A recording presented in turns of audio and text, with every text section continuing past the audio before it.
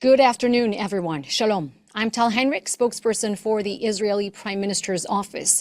Today is day 236 of the October 7th war, and our war aims haven't changed since Hamas's army of terror invaded our border. To destroy their military and governing capabilities, to free all 125 hostages and ensure that Gaza will never pose a threat to Israel again. All objectives are within reach. Israel will not compromise on any of them. We'll begin with an update on IDF casualties. Since the outset of the war, IDF fatalities have unfortunately risen to 639.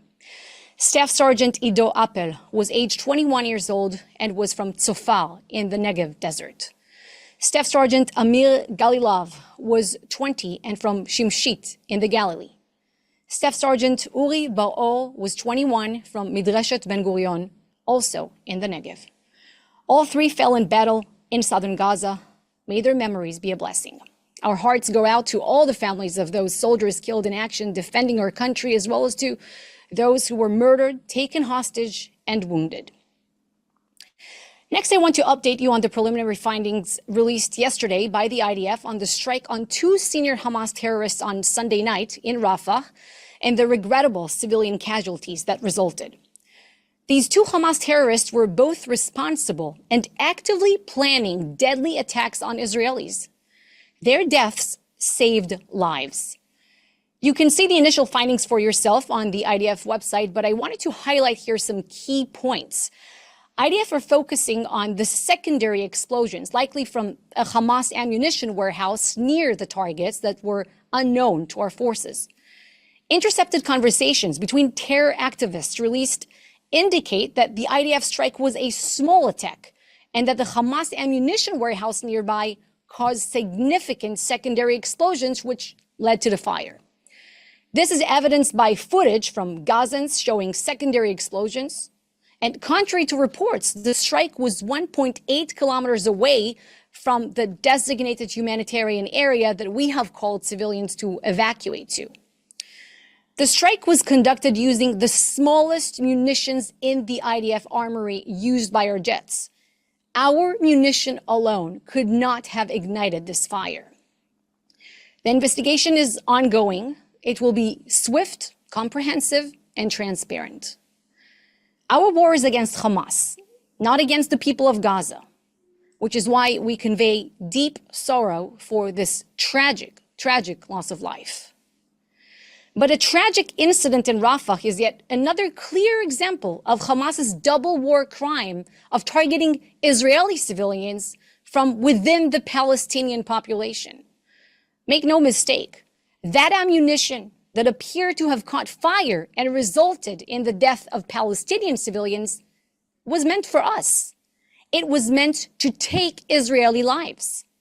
So either way, Hamas is satisfied. Hamas wants Israelis to die. Hamas wants Palestinians to die for their sick goal of obliterating the Jewish state. And here's another thing that Hamas wants you to do, to shift the blame to Israel for their double war crime. Don't fall for it. Don't incentivize their methods of war by not reporting the truth and publishing the Hamas narrative, Hamas propaganda, Hamas statistics throughout this war.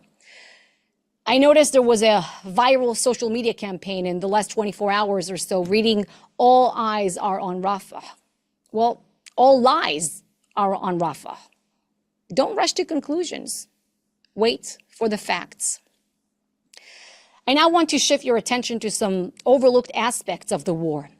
First, notice this figure. More than 17,500 missiles were launched at Israeli territory since the beginning of the war from two fronts combined, Gaza in the south and Lebanon in the north. Israel refuses to accept this reality. This will not be our routine. No other country would have tolerated this.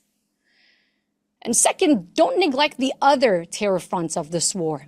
Today, yet again, an Israeli community, Bat Hefel, came under fire by Palestinian terrorists shooting from the Tulkarem area in the West Bank under the control of the Palestinian Authority.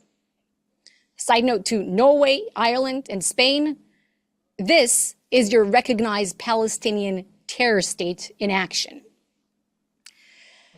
Lastly, an update on our efforts to flood Gaza with aid and counter Hamas's efforts to increase the civilian suffering there. Yesterday, 465 humanitarian aid trucks went into Gaza. 124 trucks were coordinated and transferred to northern Gaza. In addition, 45 pallets containing tens of thousands of packages of aid were airdropped. There are 8 operational field hospitals and 3 mobile clinics, as well as 3 new hospital initiatives that are currently being reviewed. Fuel is also entering Gaza in support of humanitarian infrastructure there. And using this fuel, the Palestinian Water Authority refueled the water pumps in northern Gaza. And that's the end of our briefing today. I will now take your questions, which you should put in the chat with your full name and news outlet, please. Thank you. First question from Tom O'Connor, Deputy Editor of Foreign Policy at Newsweek. Would Israel accept the deployment of a UN peacekeeping force in the Gaza Strip as a potential solution to combating the threat posed by Hamas? And does Israel continue to see the current UNIFIL mission on the Blue Line as a constructive and useful actor given the ongoing violence on this frontier? Thank you for your question, Tom. What we want to see in Gaza in the day after Hamas is a demilitarized territory and a de-radicalized society, potentially run by local civil administrators who have no link to terrorism, of course. Now, based on past and current experience that Israel has had with UN peacekeeping forces, it certainly doesn't appear to put it mildly, that a mission of this kind, a UN mission, could guarantee our security. So this is why we say, and the Prime Minister has said, that in the foreseeable future, Israel will have to maintain some security responsibility over the Gaza Strip to make sure that we don't see any kind of resurgence of terrorism after we destroy Hamas as a governing body and as a army of terror. And what do I mean when I say past and current experience with UN peacekeeping forces? You know, UNIFIL forces, you mentioned them, along with the Lebanese government, they were supposed to keep the calm on our border with Lebanon by enforcing UN Security Council Resolution 1701, according to which Hezbollah, at the end of the Second Lebanon War in 2006, was supposed to withdraw its forces 18 miles north, away from the border with Israel. And this hasn't happened. We've had missiles, hostile drone infiltrations from the north almost every day now. Israeli soldiers, Israeli civilians were killed, were injured by Hezbollah fire. And don't forget that we have about 61,000 Israelis who still can't return to their homes in the north for nearly 8 months now. Do you think they trust UN security guarantees? Of course not. Also, don't forget that we already had a UN peacekeeping force in the Gaza Strip and in the Sinai, that they were supposed to keep the calm after the Suez Canal crisis back in 56, and what happened in 1967. Egyptian President Jamal Abdel Nasser, he asked them to leave, so they left, and he went ahead to launch a war against Israel, the 6-day war. So to your question, fool me once, fool me twice, but a third time, it's clear that UN forces alone won't be sufficient to ensure anyone's security in Israel. Thank you. Question from James Mackenzie at Reuters regarding the situation between Hamas and Fatah. Do you have any comment on their efforts to reach a reconciliation, specifically on the recent talks convened by China? Hamas seems to indicate in its recent statements that it would like to play a role in the post-war phase of Palestinian politics and is talking about seeking a deal with Rafah over forming a government of technocrats. How would Israel view such a development? So I can't speak to Palestinian reconciliation efforts for the reason that I don't speak for Hamas, I don't speak for the Palestinian Authority, and obviously, I don't speak for China. I speak for the Israeli Prime Minister's office. What I can say in that respect, though, is that the Palestinian Authority, since the October 7th massacre, since the Hamas army of terror invaded our borders and butchered our communities, they have not condemned Hamas for their actions. And in fact, I think some Palestinian Authority officials even said on multiple occasions that they do see Hamas in the picture in the future of some shared Palestinian leadership or so. So there you have it. That's unfortunate.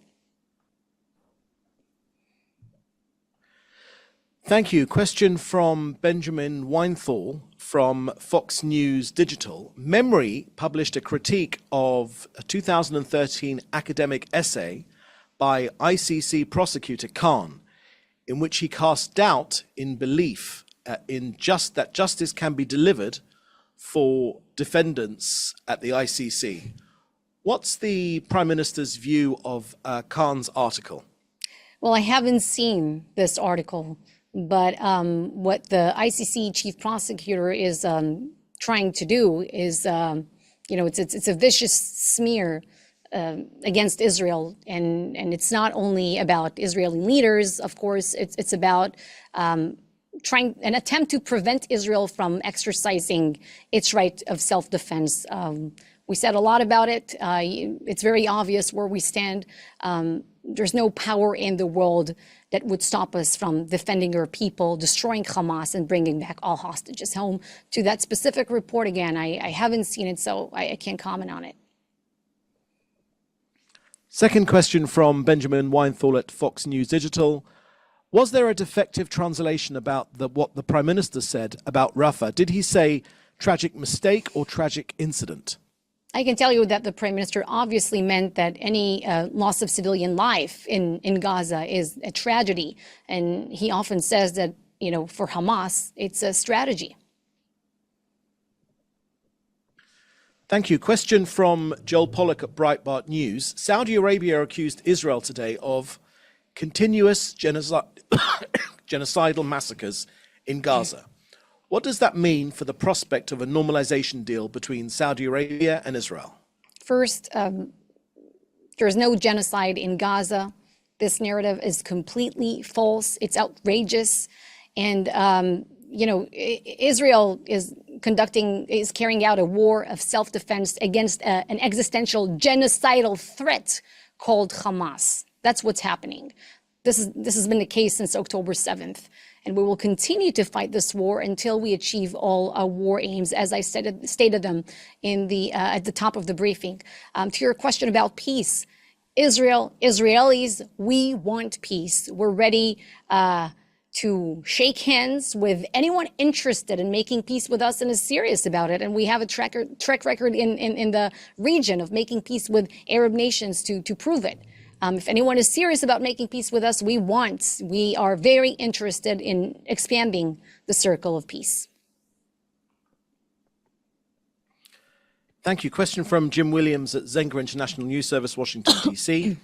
At briefings yesterday given by you, the IDF, Matt Miller at the State Department, and General Kirby at the White House, all of you were on the same page, that Israel was moving into Rafah in a strategic way, attempting to protect innocent civilians while attacking Hamas. Meanwhile, in capitals around the world, there was universal condemnation of Israel and the US for the Rafah actions.